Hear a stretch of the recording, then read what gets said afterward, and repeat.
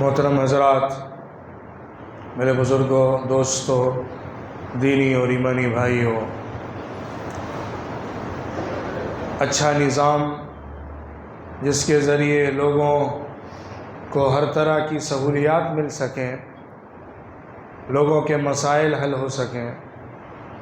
لوگوں کے آپس کے جھگڑے ختم کیے جا سکیں، اچھا امن کا ماحول پیدا کیا جا سکے، یہ مقصد ہوتا ہے کسی بھی قانون کا جو کسی بستی یا کسی علاقے کے لیے تیار کیا جاتا ہے۔ دنیا میں بہت سارے قانونوں کا تجربہ ہوا ہے، ہو رہا ہے، ہوتا رہے گا۔ اکثر وہ ہیں جس کو انسانوں نے یا انسانوں کی ایک جماعت نے مل کر بنایا ہے۔ کچھ تو ایسے ہیں جو تمام طرح کے انسانوں کی رہنمائی کا دعویٰ کرتے ہیں، کچھ وہ ہیں جو خاص بستی، علاقے، وطن، ملک کے لیے وضع کیے گئے ہیں۔ قانون سازی، قانون بنانا، اس کی ایک لمبی تاریخ ہے جو آج کی گفتگو میں میرا موضوع نہیں ہے۔ قانون ہندوستان کا جو ہے، جس کے تحت ہم سب مل جل کر یہاں جی رہے ہیں اور اس قانون کے تحت اپنے حقوق کو حاصل کر رہے ہیں یا سب کے حقوق کو دینے کا دعویٰ کیا جا رہا ہے، اس پر تھوڑی سی روشنی ڈال کر میں یہ پیش کرنا چاہتا ہوں کہ ہمارے اسلامی تصور سے، دینی تصور سے، قرآنی تصور سے، شرعی تصور سے قانون کی بنیادیں کیا ہوتی ہیں۔ قانون کی تفصیلات، اس کے آرٹیکلز، اس کی الگ الگ دفعات، اس کی الگ الگ بحث، ظاہر ہے اس کو سمیٹنا تو ممکن نہیں ہے، وہ تو لمبا موضوع ہے، کتابوں کا موضوع ہے، ریسرچ کا موضوع ہے اور اکیڈمیز کا موضوع ہے، اس لیے اس پر تو تفصیل سے گفتگو نہیں کی جا سکتی ہے۔ میں اس کا کور پوائنٹ، کور ویلیو، اس کا پرپس، اس کے پیچھے کا اصل فورس، اس کی اسپرٹ، اس پر تھوڑی سی بات ضرور رکھوں گا۔ ہمارے ملک ہندوستان میں جو قانون بنا ہے، وہ قانون الگ الگ کمیونٹیز کے الائنس کی شکل میں ہے۔ مختلف ملتیں، قومیں، مختلف زبانوں، سماج اور ثقافت کو ماننے والے لوگوں کا ایک الائنس ہے، ایک پیکٹ ہے مشترکہ۔ سب نے اپنے حقوق کے تحفظ کو پیش کیا، اس کو منوانے کی کوشش کی اور اس کی بنیاد پر ایک دوسرے کے ساتھ اتفاق رائے کیا اور اس کے مطابق چلنے کا وعدہ کیا۔ ہندوستان کا قانون جب تیار کیا جا رہا تھا تو اس وقت قانون سازوں کے نظر میں اقلیتوں کے حقوق بہت زیادہ اہمیت کے ساتھ تھے۔ مائنورٹیز کے رائٹس، اس پر بہت چرچا ہوئی، بہت ڈیبیٹ ہوئی۔ جو ورکنگ کمیٹی تھی، اس کے درمیان اس کے اوپر بہت سارا متبھید بھی تھا، بہت ساری رائے بھی تھی اور اخیر میں پھر وہ نتیجہ نکلا جو ہمارے قانون کے آرٹیکلز کی شکل میں موجود ہے۔ ایک خاص بحث یہ ذکر کی جاتی ہے کہ جب چرچا ہو رہا تھا ورکنگ کمیٹی کا، جب کہ پارلیمنٹ میں پیش کر کے پاس نہیں کرایا گیا تھا یا پاس ہو کر کمپلیٹلی وہ قانون نہیں بنا تھا، اس وقت تک یہ بحث بہت چلی تھی کہ جو مائنورٹیز ہیں ان کو بھی مائنورٹی ہونے کی بنیاد پر، ریلیجیس مائنورٹی ہونے کی بنیاد پر ریزرویشنز دیے جائیں، جیسا کہ کاسٹ سسٹم کی بنیاد پر ریزرویشن اس ملک کا اٹوٹ حصہ ہے۔ جب سے قانون بنا ہے تب سے لے کر آج تک اس پر عمل کیا جا رہا ہے، اس کو پیش کیا جا رہا ہے، اس کے مطابق ساری سنستھانوں کو چلایا جا رہا ہے۔ اس وقت یہ پوائنٹ آف ویو بھی تھا اور یہ بات بڑی پرزور طریقے پر پیش کی گئی تھی اور RB امبیڈکر صاحب کی بھی یہ رائے تھی کہ اس ملک میں مائنورٹیز کو اوپر لانے کے لیے، ان کو ان کے حقوق کا تحفظ دینے کے لیے ضروری ہے کہ ان کو ریزرویشن دیا جائے، ایڈمنسٹریشن کے اندر بھی ان کو ریزرویشن دیا جائے، پولیٹکس کے اندر بھی، الیکٹورل پولیٹکس کے اندر بھی، ووٹنگ کے اندر بھی، ان کو منتخب لوگوں کو چننے کے اندر بھی۔ ایک اور پوائنٹ یہ بھی آیا تھا جو بہت امپورٹنٹ پوائنٹ تھا کہ ان کی آبادی کے تناسب سے ایک ڈیموکریسی جس میں کہ لوگوں کے سر گنے جاتے ہیں، تعداد جوڑی جاتی ہے، نمبرز کاؤنٹ کیے جاتے ہیں، اس میں الگ الگ تجربات مختلف فرقوں کے ساتھ، ڈفرینسز کے ساتھ الگ الگ ملکوں میں رہے ہیں۔ ایک پوائنٹ یہ بھی آیا تھا، بہت امپورٹنٹ پوائنٹ تھا، اگر وہ مان لیا جاتا شاید اس کے نتائج کچھ اور ہی ہوتے، کہ اس ملک میں جس کانسٹیٹوئنسی میں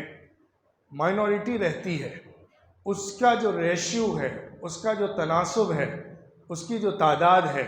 اس پرسنٹیج کو اس کینڈیڈیٹ کے جیتنے کے لیے ضروری قرار دیا جائے جو وہاں سے کھڑا ہو رہا ہے۔ مثال کے طور پر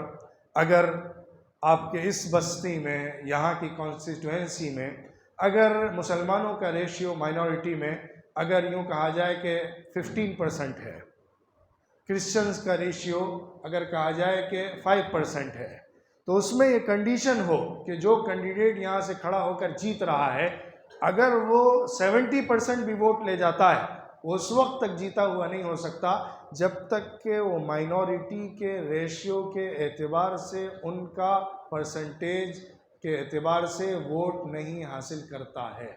یا جتنا ان کا پرسنٹیج ہے اس کا میجر حصہ نہیں حاصل کرتا ہے۔ یہ ایک پوائنٹ تھا جو کہ قانون کا حصہ نہیں بن سکا، قانون میں نہیں آ سکا، مائنورٹی کو اس نگاہ سے نہیں دیکھا جا سکا جس نگاہ سے کاسٹس کو دیکھا گیا تھا۔ یہ ایک بہت بڑی بنیاد رہی ہمارے ملک کے کانسٹیٹیوشن میں، مائنورٹی کے تمام تحفظات اور مائنورٹی کے تمام تر ان کی بھلائی، ترقی اور ان کے آگے بڑھانے کے رائے اور کارروائیوں کے باوجود بھی اس پر کامیابی حاصل نہیں کی جا سکی جو کہ حاصل ہونی چاہیے تھی۔ ہمارے ملک کے کانسٹیٹیوشن کا ایک بڑا حصہ اور اہم حصہ جو کہ آرٹیکل 15 اور 16 کا ہے، اور اس کے بعد پھر آرٹیکل 25، 26، 27، 28 کا ہے، اور پھر اس کے بعد دوسری شق کو لے کر 29 اور 30 کا ہے، وہ مائنورٹیز کو تحفظ دینے اور انسانوں کو آزادی دینے کا ہے۔ ہر ایک کو کمپلیٹلی آزادی ہو، ہر ایک انڈیویجولی فریڈم کو فیل کر سکے، اپنے اوپینین کی آزادی، فریڈم آف چوائس ہو، فریڈم آف اسپیچ ہو، فریڈم آف نیوز ہو، خبر پھیلانے اور ذرائع ابلاغ کی آزادی ہو، رائے پیش کرنے کی آزادی ہو، اپنی آئیڈیالوجی کو پیش کرنے کی آزادی ہو، اور پھر اسپیشلی 25 آرٹیکل اور اس کے بعد کے آرٹیکلز کے اندر تو مائنورٹیز کا نام لے کر، مائنورٹیز مینشن کر کے ان کے تحفظ کو بنیاد بنایا گیا ہے اس ملک کے بنیادی قانون کے حصے میں، کہ ان کو تحفظ دیا جائے، ان کو کلچرل آزادی دی جائے، اور اس کے بعد ان کو اپنی آئیڈیالوجی کو پیش کرنے کی آزادی دی جائے، وہ اس کی تبلیغ کر سکتے ہوں۔ میں ایک مذہب کو فالو کرتا ہوں تو مجھے قانونی اعتبار سے آزادی ہے کہ میں اس مذہب کی تبلیغ کروں، میں اس مذہب کی دعوت دوں، میں اس مذہب کو لوگوں کے سامنے پیش کروں، میں اس مذہب کی طرف لوگوں کو بلاؤں۔ اس کی آزادی مجھے دی گئی ہے کہ میں اپنے دین کی دعوت دے کر رہ سکتا ہوں۔ بنیادی قانون کے حصے میں اس کو جگہ دی گئی۔ مجھے کلچرل آزادی ہو، مجھے ایجوکیشنل آزادی ہو، اور اس کے ساتھ ساتھ پھر یہ بھی شق لگائی گئی کہ اس میں ان کے انسٹیٹیوشن کو بنایا جائے، مائنورٹیز کے انسٹیٹیوشن کو اسپیشل ٹریٹمنٹ دیا جائے، اسپیشل ایڈ دی جائے، ان کا تعاون کیا جائے، اور مائنورٹیز کو اپنی کلچرل ایکٹیویٹیز کو گروتھ میں لانے کے لیے، ان کو بڑھانے کے لیے جو سپورٹ ہونا چاہیے وہ گورنمنٹ کی طرف سے ہونا چاہیے، اور اس کے لیے ان کو حصہ بننا چاہیے۔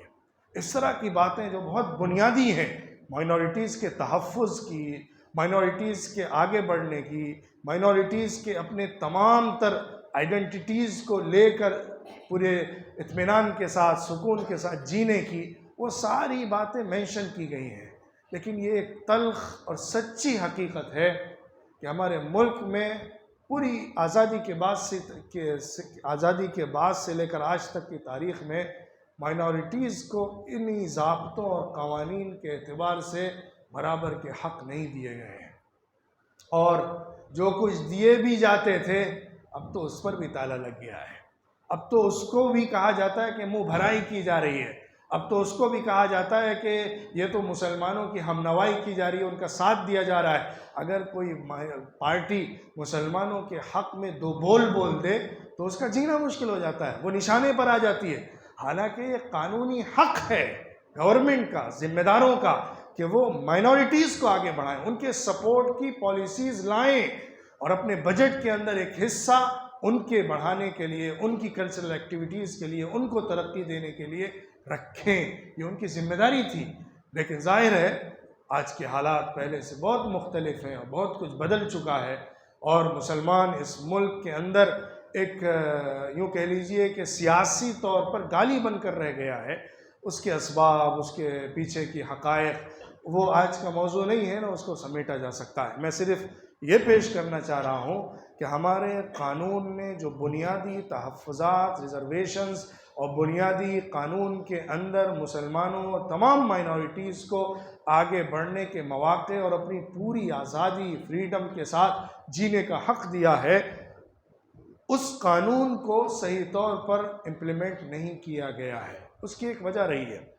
جو بھی سوسائٹی ہوتی ہے، جو بھی ملک ہوتا ہے، اس کے اندر جو ایک میجورٹیرین مینٹالٹی بنتی ہے، وہ یہ محسوس کرنے لگتی ہے، یا اس کے کچھ خاص لوگوں کے ذریعے سے ان کو یہ محسوس کرایا جاتا ہے کہ تمہارے مقابلے میں جو مائنورٹیز ہیں وہ ملک کے ریسورسز کو زیادہ کھا رہی ہیں. ان کو یہ احساس دلایا جاتا ہے، اور ہمارے اس ملک میں بھی میجورٹی کو یہ احساس دلایا گیا ہے، یا ان کے درمیان یہ فیک میسج پہنچایا گیا ہے، یا ان کے درمیان پروپیگنڈا کر کے یہ مہم چلائی گئی ہے کہ اس ملک کے زیادہ تر حصوں کو، حق کو، ریسورسز کو اور فائنینشیل جو ایسٹس ہیں ان کو مائنورٹیز نے اپنی مائنورٹی کی بنیاد پر خوب چھینا ہے. اس پر تو تمہارا حق ہے، تم بڑی تعداد میں ہو، تم میجورٹی ہو، تمہارا حق زیادہ بنتا ہے. تمہاری جتنی بڑی تعداد ہے اتنا بڑا تمہارا حق بنتا ہے. مائنورٹی چھوٹا حق ہے، ان کو کیوں دیا جائے اضافی طور پر؟ یہی مینٹالٹی کاسٹ کے سلسلے میں بھی پیدا ہوئی، جس پر آپ دیکھتے ہیں کہ آج کل آئے دن کچھ نہ کچھ بحث اور کچھ نہ کچھ باتیں اٹھائی جاتی ہیں، گرچہ وہ کامیاب نہیں ہو پاتی ہے، کیونکہ اس کے پیچھے جو تعداد ہے وہ میجورٹی کو چیلنج کر سکتی ہے، کیونکہ وہ میجورٹی کی میجورٹی ہے. اگر وہ صحیح طور پر کھڑی ہو جائے تو وہ جو میجورٹی سمجھی جاتی ہے ملک کی، اس کی میجورٹی ان کاسٹ کے اندر ہے جو کاسٹ اپنے حقوق کے لیے لڑتی ہیں، یا جو کاسٹ اپنے حقوق کو کانسٹیٹیوشن کی بنیاد پر اضافی طور پر لینے کا دعویٰ کیا کرتی ہیں. تو یہ صورتحال ہمارے ملک کی بن گئی ہے. اس کے بعد ایک اور حقیقت کو یہ سمجھیے، قبل اس کے کہ میں اسلامک پوائنٹ آف ویو سے آپ کے سامنے کچھ باتیں رکھوں، کہ پوری دنیا کے اندر آج جو آئیڈیالوجی چل رہی ہے، جو قانون کے اندر ہو یا سیاست کے اندر ہو، جو بھی ایک ملک کا سسٹم ہوتا ہے، اس کے اندر سب سے بڑا فیکٹر نیشنلزم کا ہے، جس کے اندر یہ کہا جاتا ہے کہ سب ایک نیشن ہے، اور جو اس نیشن کا حصہ ہے وہ سپیریئر ہے، وہ بڑا ہے، اس کے حقوق زیادہ ہیں، اس کی آزادی زیادہ ہے، اس کا نام بڑا ہے، اس کی عزت زیادہ ہے، دنیا کے اندر اس کا مقام سب سے اونچا ہے. یہ تصور یورپین نیشنلزم آئیڈیالوجی نے دیا ہے. اس تصور کی بنیاد پر ہر قوم اپنے آپ کو دوسرے سے برتر اور اونچا ہی سمجھتی ہے. یہ تصور یا یہ آئیڈیالوجی وہاں چل سکتی ہے جہاں پر ایک ہی آئیڈیالوجی کو ماننے والے لوگ رہتے ہوں، جہاں پر ایک ہی مذہب یا اس مذہب سے ریلیٹڈ ہی کچھ چیزیں ہوں یا آئیڈیالوجیز ہوں، اس کو فالو کرنے والے رہتے ہوں. یا اس سے آگے بڑھ کر آپ آئیڈیالوجی اور مذہب کو چھوڑیے، ایک نسل کے لوگ ہوں، جہاں پر نسل ایک ہوگی، جہاں پر نسب اور نسل کی بنیاد پر ایک قوم بنائی جائے گی. وہاں پر تو یہ تصور دیا جا سکتا ہے ہماری نسل سب سے اونچی ہے، ہماری کاسٹ سب سے اونچی ہے، ہماری ریس سب سے اونچی ہے، ہمارا جو نیشنلزم ہے وہ سب سے سپیریئر ہے. یہ تصور یورپین کنٹریز میں بڑی طاقت کے ساتھ پیش کیا گیا، یا یوں کہیے کہ ماڈرن جو پولیٹیکل پوائنٹ آف ویوز ہیں یا پولیٹیکل تھیوریز ہیں، اس میں جو سب سے بنیادی فیکٹر ہے وہ نیشنلزم ہی کا ہے، جو پورے یورپ میں سب سے طاقت کے ساتھ پیش کیا گیا۔ لیکن پھر اس کے بعد یورپ میں بھی حالات ویسے نہیں رہے جیسا کہ ہمارے ملک میں تو ابتدا سے ہی نہیں تھے۔ وہ کیا ہے بات کہ جب تک ایک نسل کے یا ایک ہی ماں باپ کے یا اوپر فور فادر سے لے کر نیچے تک ایک ہی کلر کے، ایک ہی خاندان کے لوگ رہتے ہیں، تب تک تو یہ آئیڈیالوجی چل جاتی ہے۔ لیکن جہاں پر ملٹی کلچرل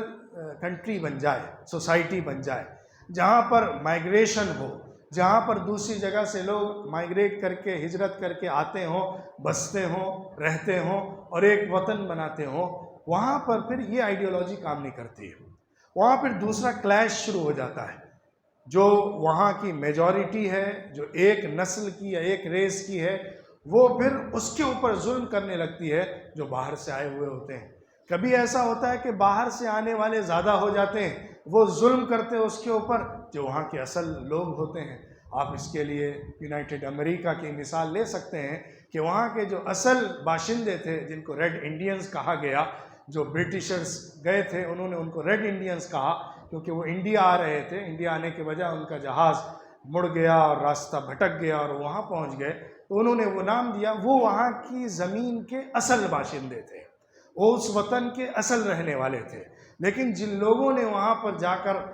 ہلہ بولا اور وہاں پر اپنی حکومت قائم کی اور ان کے اوپر رول کیا، ان کی تعداد بڑھنے لگی۔ لوگ ہجرت کر کر کے یورپین کنٹریز سے یو ایس کی طرف جانے لگے۔ وہاں پر ان کی تعداد پاور میں، پوزیشن میں آ گئی، جس کی بنیاد پر بلیکس کے اوپر بڑا ظلم ہوا،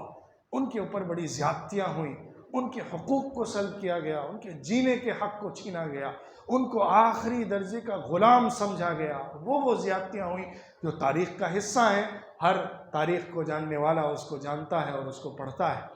پھر اس کے بعد ان کی طرف سے کچھ موومنٹس کھڑے ہوئے، تحریکیں کھڑی ہوئیں، اور اس کے مقابلے میں ان کی طرف سے کچھ کوششیں کی گئیں، اور پھر ان کے حقوق کے تحفظات کو قانون میں جگہ دی گئی۔ پھر ان کے لیے ریس کی بنیاد پر، کلر کی بنیاد پر امتیاز اور فرق کو مٹانے کی بات کی گئی، جو کہ قانون کا حصہ بنایا گیا۔ لیکن گراؤنڈ ریالٹی آج بھی اس قانون کے خلاف ہے،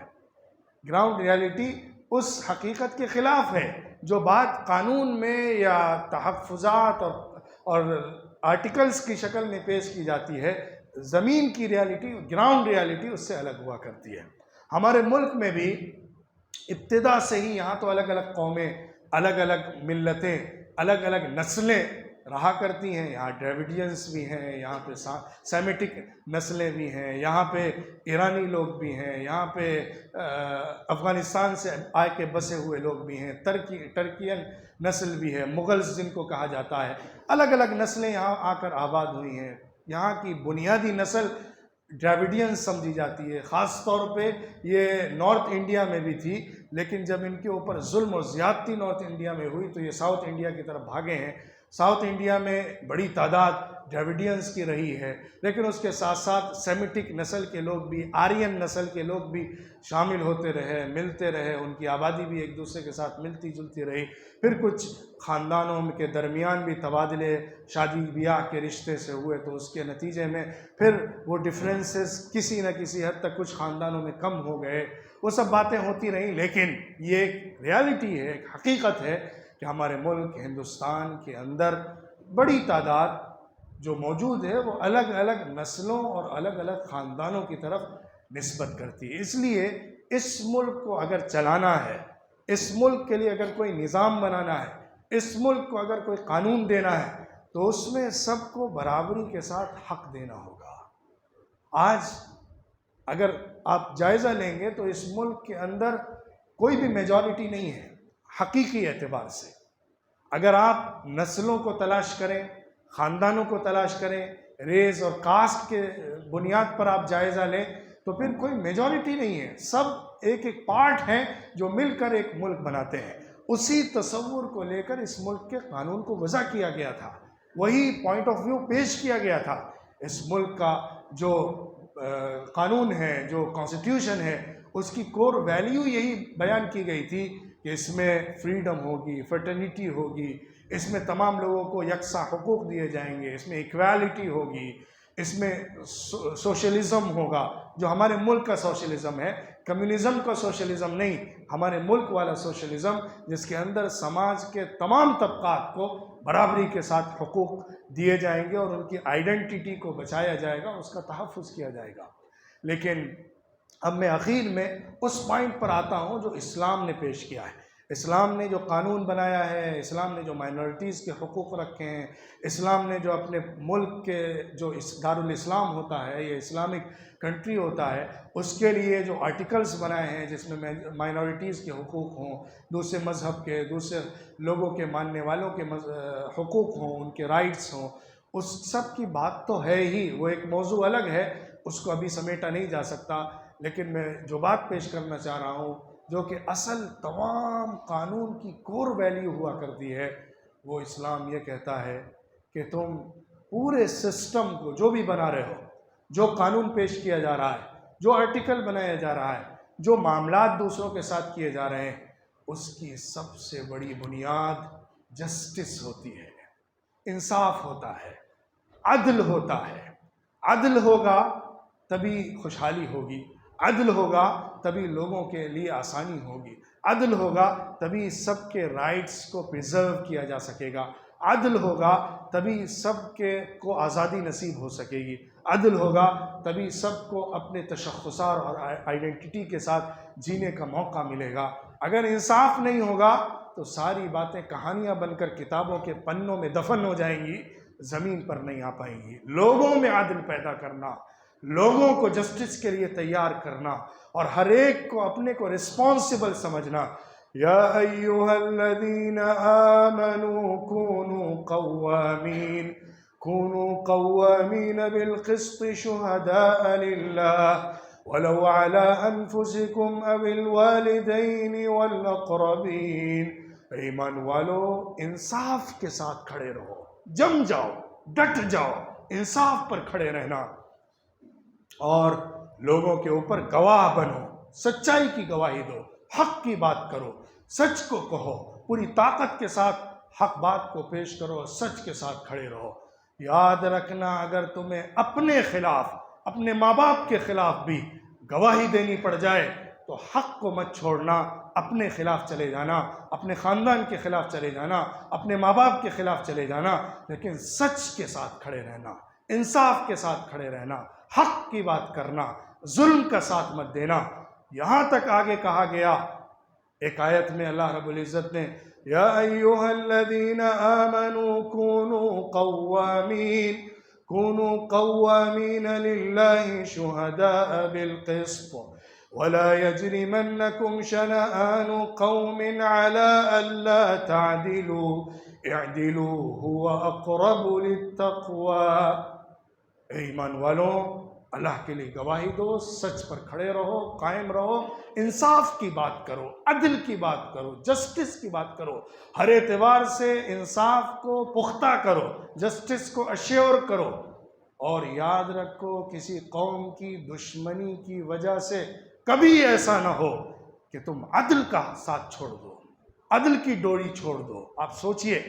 تم کسی قوم سے اگر دشمنی کر رہے ہو یا کوئی قوم تمہاری دشمن ہے، تمہاری لڑائی ہے، تمہاری دشمنی ہے، تم سے نفرت کرتی ہے، تمہارے خلاف چلتی ہے، اس کے ساتھ بھی معاملہ کرنے میں کبھی عدل کا دامن مت چھوڑنا، جسٹس کا دامن مت چھوڑنا۔ یہ دعوت دی گئی ہے اور فرمایا گیا یاد رکھو عدل کرنا ہی تقویٰ ہے، عدل کرو گے تو تقویٰ ملے گا، اور تقویٰ جنت کی چابی ہے۔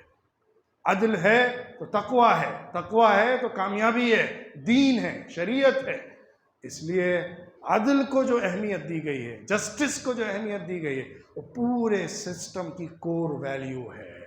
ہمارے اسلامک سسٹم کے اندر صرف قانون بنا کے اس کو کتابوں میں دفن نہیں کیا گیا ہے، بلکہ خلیفہ کے ذریعے سے، حضور صلی اللہ علیہ وسلم کے ذریعے سے، ان کے بعد میں آنے والوں کے ذریعے سے برابر عدل کی آواز دی گئی ہے، عدل کی دعوت دی گئی ہے، عدل کو امپلیمنٹ کیا گیا ہے، عدل کے لیے کھڑا ہوا گیا ہے، اور جہاں بھی ظلم ہو اس کے خلاف کھڑے ہونے کی دعوت دی گئی ہے۔ عدل کے لیے تم ساتھ دو، ظلم کے لیے کبھی ساتھ مت دو۔ تم اگر اپنے دشمن سے بھی لڑائی کر رہے ہو تب بھی تم عدل کے خلاف نہیں جا سکتے ہو۔ کیا دعوت دی گئی ہے، کیا اصول دیے گئے ہیں اور کیسے اس کو اپلائی کیا گیا ہے۔ تم اگر دشمن ملک میں جا کر حملہ کر رہے ہو، کسی بچے کو مت مارنا، کسی عورت کو مت مارنا، کسی پجاری کو مت مارنا، کسی مذہبی عبادت گاہ کے اندر رہنے والے کو مت مارنا، کسی اس شخص کو مت سزا دینا جو کمزور ہے، جو لڑنے کے لیے نہیں کھڑا ہوا ہے۔ لڑائی اس سے ہوگی جو لڑنے آیا ہے، وہ تو حق ہے، انصاف ہے، لیکن کسی اور کے اوپر زیادتی کرنا کسی صورت میں بھی جائز نہیں ہے۔ ہمارے ہاں اچھے اچھے قانون بنا دیے جائیں، بڑے اچھے اچھے آرٹیکلز تیار کر لیے جائیں، لیکن زمین کیا بولتی ہے، آج کی سچائی کیا بولتی ہے، آج کا سیناریو کیا بولتا ہے، آج اس ملک کی قسمت پر کیا دھبے لگے ہوئے ہیں، کیا کالک پتی ہوئی ہے، کیا اس ملک کے منہ کے اوپر ظلم اور زیادتی کی ننگی داستانیں نہیں رقم ہوئی ہیں، کیا اس ملک کے اندر ملک آپس میں قوموں کے درمیان بلکہ آپس میں کمیونٹیز کے درمیان کیسے کیسے فسادات اور ظلم و زیادتی کے واقعات نہیں ہوئے ہیں، جس میں سیاسی لوگوں نے اپنی روٹیاں سیکی ہیں، جس میں سیاستدانوں نے اپنا سکہ چلایا ہے، لیکن اس ملک کے باشندوں پر ظلم ہوا ہے، اس ملک کے نواسیوں پر ظلم ہوا ہے۔ مسلمان بھی ستائے گئے ہیں، کرسچنز بھی ستائے گئے ہیں، دلت بھی ستائے گئے ہیں، اس ملک کی میجورٹی ستائی گئی ہے۔ قانون بڑے اچھے اچھے بنائے گئے، لیکن زمین کے اوپر اس کو نافذ کرنے کے لیے لوگوں کی تربیت نہیں ہوئی، لوگوں کی مینٹالٹی چینج نہیں کی گئی، لوگوں کو تیار نہیں کیا گیا اور اس کی نگرانی صحیح طور پر نہیں کی گئی، جسٹس کو فراموش کیا گیا، انصاف کو چھوڑا گیا، حق کو چھوڑا گیا، عدل کو پس پش ڈالا گیا۔ اس کا نتیجہ ہمارے ملک کے اندر جو صورتحال ہے وہ بدحالی کی ہے، زبوحالی کی ہے، کرائسس کی ہے، اکنامک کے اندر ہو، فائنینشیل ہو یا اسی کے ساتھ سوشل ہو، ایجوکیشنل ہو۔ ہم کہاں کھڑے ہوئے ہیں؟ ہمارا شمار دنیا کے اندر تمام ملکوں کے اندر کس درجے میں کیا جاتا ہے؟ کیا حیثیت ہے ہماری؟ یہ سب کیوں ہوا؟ کیونکہ ہم نے اس ریلیشن شپ کو نہیں سمجھا جو ریلیشن شپ انٹر کمیونٹیز ہوا کرتی ہے، اور وہ اس وقت تک نہیں ہو سکتی جب تک کہ جسٹس نہیں ہوگا، انصاف نہیں ہوگا، سب کو برابر کا حق نہیں دیا جائے گا، جس کا جو حق بنتا ہے وہ نہیں پہنچایا جائے گا، وہ کبھی بھی امن نہیں آ سکتا، خوشحالی نہیں آ سکتی، حالات نہیں بدل سکتے۔ تاریخ بتاتی ہے کہ جب بھی حالات بدلے ہیں تو امن و خوشحالی کی وجہ سے بدلے ہیں، لیکن اس امن و خوشحالی کے پیچھے عدل کا فیکٹر رہا ہے۔ لہٰذا ضرورت ہے کہ آج ہم پھر قرآن کی اسی دعوت کو لوگوں کے سامنے پیش کریں، اپنی زندگی میں بھی اختیار کریں۔ ہمارا جو دائرہ ہے، ہمارا جو سرکل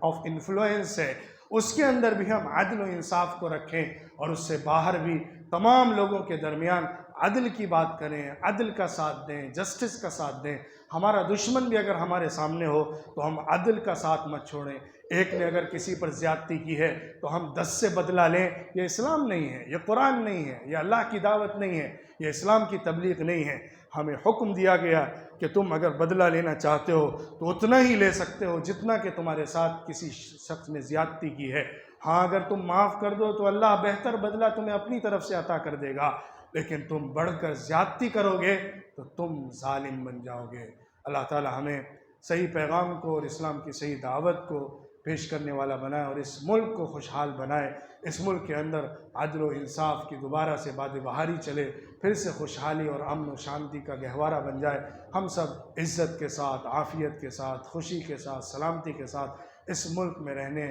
والے بن جائیں۔ وآخر دعوانا ان الحمد للہ رب العالمین۔